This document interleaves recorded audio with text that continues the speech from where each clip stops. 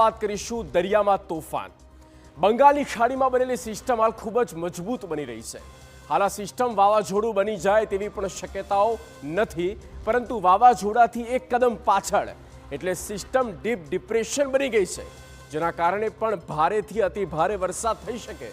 હવામાન વિભાગની આગાહી છે કે દક્ષિણ ભારતના એ 5 રાજ્યોમાં ભારે વરસાદની પૂરી શક્યતા। તમિલનાડુમાં સૌથી વધુ અસર જોવા મળશે।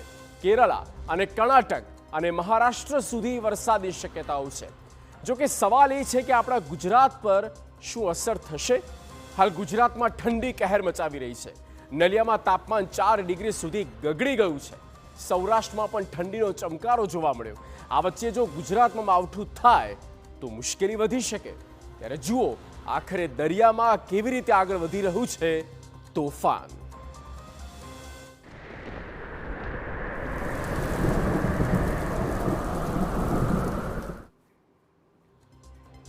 તો દરિયામાં તોફાન ઊભું થયું છે, એટલે કે એક સિસ્ટમ બની છે અને એ સિસ્ટમ દક્ષિણ ભારતથી આગળ આવશે। અને શું શક્યતા ખરી કે ગુજરાત પર તેની અસર થાય?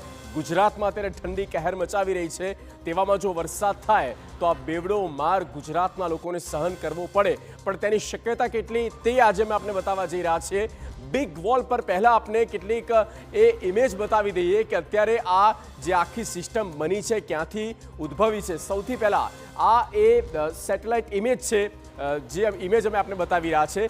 દરિયામાં જે તોફાન ઊભું થયું છે આપ જુઓ, બંગાળની ખાડીમાં જ્યાંથી આ ડિપ્રેશન ત્યારબાદ ડીપ ડિપ્રેશન અહીંયા સર્જાયું છે અને આ જે સિસ્ટમ છે તે આ રીતે આગળ વધી રહી છે, એટલે કે દક્ષિણ ભારત તરફ આગળ વધી રહી છે, પણ અહીંયા વચ્ચે આવે છે, એટલે કે કર્ણાટક બાજુ આવે છે અને આ તરફથી જે પવનો ફૂંકાય છે તે નીચેની તરફ આવે છે અને બની શકે કે આ જે આખી સિસ્ટમ છે તે મુવમેન્ટ આપીને આ તરફ જઈ શકે છે, એટલે કે મહારાષ્ટ્ર સુધી તેની અસર થઈ શકે। પણ જે દક્ષિણ ગુજરાત અને દક્ષિણ ગુજરાતની સાથે ઉત્તર અને ઉત્તર ત્યારબાદ કચ્છ અને સૌરાષ્ટ્ર, ત્યાં ભારે વરસાદ કે સામાન્ય વરસાદની શક્યતા બિલકુલ નહિવત છે। વરસાદની શક્યતા ઓછી છે ફોરકાસ્ટ પ્રમાણે હવામાન વિભાગ દ્વારા એવું કહેવામાં આવી રહ્યું છે, પણ બની શકે કે આ વરસાદને કારણે જે દક્ષિણ ભારતના 5 રાજ્યોમાં થવાનું છે, મહારાષ્ટ્રમાં પણ થઈ શકે છે અને તેના કારણે ઠંડી વધી શકે। આ ઠંડીનો ચમકારો આગામી સમયમાં વધુ પણ અનુભવાઈ શકે છે, ખાસ તો આપણા ગુજરાતમાં। દરિયામાં તોફાન જે બન્યું છે એક કદમ પાછળ જે સાયક્લોનથી અત્યારે ડીપ ડિપ્રેશન છે, ત્યારબાદ તે સિવિયર સાયક્લોન બનતું હોય છે ને ત્યાર પછી સાયક્લોન, હાલાકી તેની શક્યતા ખૂબ જ ઓછી અત્યારે ગુજરાત માટે જે સંભાવના છે વરસાદની તે ખૂબ જ ઓછી દેખાઈ રહી છે। ક્યાં ક્યાં તેની અસર થઈ રહી છે થવાની છે તો તેની અમે આપણે વાત કરી રહ્યા છે। જે આપને રેડ પોઈન્ટ્સ બતાવી રહ્યા છે આ એ જ સિસ્ટમ છે, કઈ તરફ આગળ આવી રહી છે તે જુઓ અને એ આ સંભવિત આ ફ્યુચરનો કોન જે છે અમે આપણે બતાવી રહ્યા છે કે આવનારા 2 થી 3 દિવસમાં આ પ્રકારની મુવમેન્ટ બની શકે છે, આ તરફ આગળ આવી શકે છે, એટલે કે અહીંયા સુધી તેની અસર વર્તાશે। તમિલનાડુથી લઈને કેરળ, કર્ણાટક અને મહારાષ્ટ્રના કેટલાક જિલ્લાનો સમાવેશ થાય છે। એમપીને પણ થોડીક અસર કરી રહ્યો છે।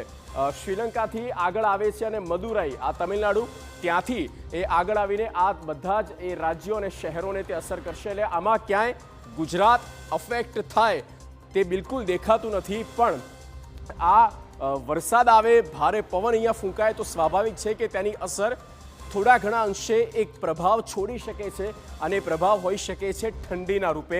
ઠંડીમાં વધારો થઈ શકે છે, તો આ પ્રકારની આગાહી છે।